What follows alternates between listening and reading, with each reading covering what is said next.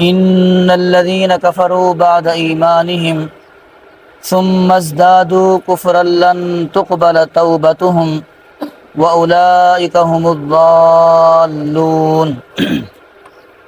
ان الذين كفروا، بے شک وہ لوگ جنہوں نے کفر اختیار کیا، بعد ایمانہم، ایمان لانے کے بعد، ثم ازدادوا کفرا، پھر وہ کفر میں بڑھتے ہی چلے گئے، لن تقبل توبتہم، تو ان کی توبہ ان سے قبول نہیں کی جائے گی، واولئک هم الضالون، اور یہی وہ لوگ ہیں جو گمراہ ہیں۔ ان الذين كفروا وماتوا وهم كفار فلن يقبل من احدهم ملء الارض ذهبا ولو افتدى به، بے شک وہ لوگ جنہوں نے کفر اختیار کیا، وماتوا وهم كفار، اور وہ کفر کی حالت کے اندر ہی مر گئے، فلن يقبل من احدهم، ان میں سے کسی سے بھی قبول نہیں کیا جائے گا، ملء الارض، زمین بھر، ذهبا، سونا، ولو افتدى به، اگرچہ وہ سونے کو اپنی جان کے فدیے کے طور پر دینا چاہے۔ اولئک لہم عذاب علیم، یہی وہ لوگ ہیں جن کے لیے دردناک عذاب ہے، وما لہم من ناصرین، اور ان کے لیے مددگاروں میں سے کوئی مددگار نہیں ہوگا۔ ان آیات مبارکہ کے اندر ان لوگوں کا ذکر کیا جا رہا ہے، ایک شخص ایمان لایا، ایمان لانے کے بعد پھر وہ کافر ہو گیا اور اپنے کفر میں وہ بڑھتا چلا گیا۔ وہ کیسے؟ یہودی تھا، حضرت عیسیٰ علیہ السلام کے تشریف لانے کے بعد ان کے لیے حکم یہ تھا کہ تم حضرت عیسیٰ علی نبینا علیہ السلام کی ذات بابرکت پر ایمان لاؤ اور انجیل کو اللہ تبارک و تعالیٰ کی کتاب مانو۔ تو یہودیوں نے، چونکہ ان کے پاس تورات تھی، حضرت موسیٰ علیہ السلام ان کے نبی تھے، تو انہوں نے حضرت عیسیٰ علیہ السلام کا اور انجیل کا انکار کر دیا۔ پہلا کفر ان کا یہ ہے، یہودیوں کا پہلا کفر کیا ہے؟ حضرت عیسیٰ علیہ السلام اور انجیل کا انہوں نے انکار کر دیا۔ پھر دوسرا کفر، ثم ازدادوا کفرا، فرمایا پھر وہ اپنے کفر میں بڑھتے چلے گئے۔ دوسرا کفر ان کا یہ ہے کہ نبی مکرم صلی اللہ علیہ وآلہ وسلم جب تشریف لائے تو انہوں نے حضور علیہ السلام کا بھی انکار کر دیا، انجیل کا بھی انکار کیا اور حضرت عیسیٰ علیہ السلام کا بھی انکار کیا۔ اب کیا کر رہے ہیں؟ وہ قرآن کریم کا بھی انکار اور نبی مکرم صلی اللہ علیہ وآلہ وسلم کا بھی انکار کر رہے ہیں، کفر در کفر وہ کر رہے ہیں۔ تو اللہ نے فرمایا کہ لن تقبل توبتہم، ان کی توبہ کو قبول نہیں کیا جائے گا۔ پیچھے ہم نے پڑھا تھا کہ انہوں نے آ کر پوچھا، یا رسول اللہ اگر ہم توبہ کرنا چاہیں تو کیا ہماری توبہ قبول ہو جائے گی؟ آج یہ پڑھ رہے ہیں کہ توبہ قبول نہیں ہوگی۔ کون سی توبہ قبول نہیں ہوگی؟ کس وقت قبول نہیں ہوگی؟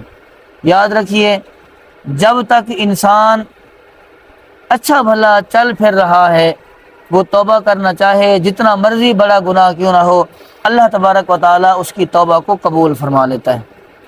انما التوبۃ علی اللہ للذین یعملون السوء بجہالۃ ثم یتوبون من قریب، فرمایا اللہ رب العزت کے اوپر توبہ قبول کرنا واجب ہے۔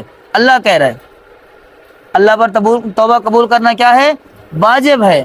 کس کی توبہ؟ اس شخص کی توبہ جس نے جہالت کی حالت میں کوئی گناہ کر لیا، غلطی کر لی، ثم یتوبون من قریب، پھر اسے جب احساس ہوا اس نے فوراً تک توبہ کر لی، اللہ اس کی توبہ کو قبول کر لیتا ہے۔ یہاں پر جس توبہ کی نفی کی گئی ہے وہ توبہ یہ ہے کہ انسان کو نزع لگ گئی ہے، انسان کو نزع لگ گئی ہے، اب اس کی موت کا وقت قریب ہے، اپنی آنکھوں سے اپنی موت کو وہ دیکھ رہا ہے، اب اس حالت میں اس کی توبہ کو قبول نہیں کیا جائے گا۔ زندگی کے اندر اچھا بھلا ہے، جتنا مرضی بڑا اسے گناہ سرزد ہو گیا، وہ سچے دل کے ساتھ اللہ رب العزت کے سامنے آئے، ندامت کا، شرمندگی کا اظہار کرے، اللہ تبارک و تعالیٰ سے معافی مانگے تو اللہ تبارک و تعالیٰ اس کو معاف فرما دے گا۔ اگلی آیت کا اندر فرمایا کہ کافر ہے اور وہ کفر کی حالت میں مر گیا، اسے توبہ نصیب ہی نہیں ہوئی، توبہ کرنے کی مہلت ہی نہیں ملی اسے، غفلت کی حالت میں زندگی گزارتا رہا، اسی حالت میں اس کا انتقال ہو گیا، وہ کافر تھا۔ تو فرمایا اب ایسا شخص جو ہے وہ اگر میدان محشر میں اللہ رب العزت کے حضور یہ جتنی زمین ہے اس ساری زمین کے اوپر سونا رکھ دیا جائے، ملء الارض ذہبا، ساری زمین پر کیا رکھا جائے؟ سونا رکھا جائے، اور وہ اللہ سے کہے کہ یا اللہ یہ فدیے کے طور پر قبول کر لے، اس کو لے لے، اس کے بدلے میں میری جان چھوڑ دے، مجھے معاف کر دے۔ اللہ نے فرمایا اس سے یہ بھی قبول نہیں کیا جائے گا۔ اتنی بڑی دنیا کے اندر ہم کتنا دیتے ہیں، بڑے سے بڑا دیالو، بڑے سے بڑا خرچ کرنے والا، اگر اسے یاد ہو یا اسے بٹھا کر پوچھا جائے کہ بھی آپ نے کتنا اللہ کی راہ میں خرچ کیا ہے، ارب پتی کھرب پتی، یا وہ لوگ جنہیں پتہ ہی نہیں ہے ان کے جو ہے نا بینک بیلنس کے اندر کتنا پیسہ پڑا ہوا ہے، جنہیں اپنے اثاثوں کا پتہ نہیں ہے کتنے اثاثے ہیں ان کے پاس، ان سے بھی اگر جا کر پوچھیں گے تو وہ کہے گا 2%، 5%، زیادہ سے زیادہ وہ 10% اللہ کی راہ میں خرچ کرتا ہے۔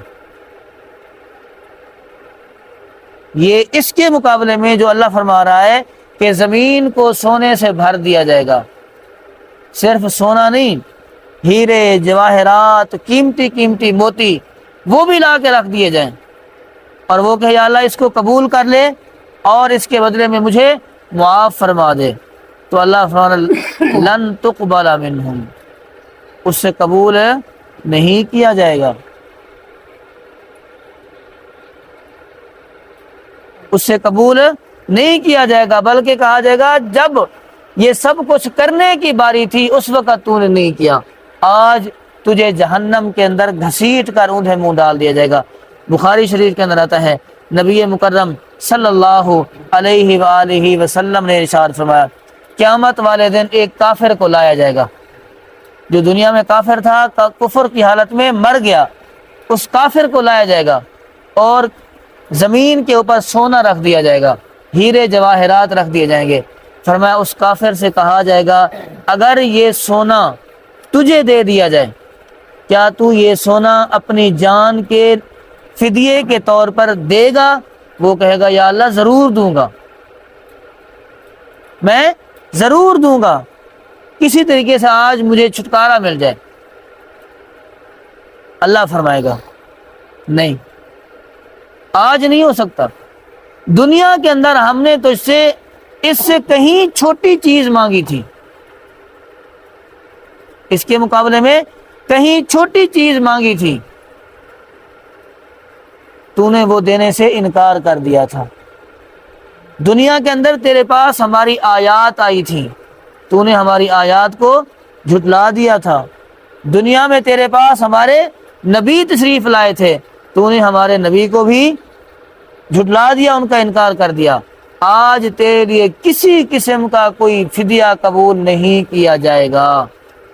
بلکہ یہاں تک آتا ہے وہ بندہ یہ چاہے گا کافر، کاش آج میری اولاد کو، میرے ماں باپ کو، میرے رشتہ داروں کو، میرا مال متاع جائیداد جو کچھ بھی تھا وہ سارا کا سارا فدیے کے طور پر قبول کر لیا جائے، ان سب کو جہنم میں ڈال دیا جائے، بس مجھے کسی طریقے سے چھوڑ دیا جائے۔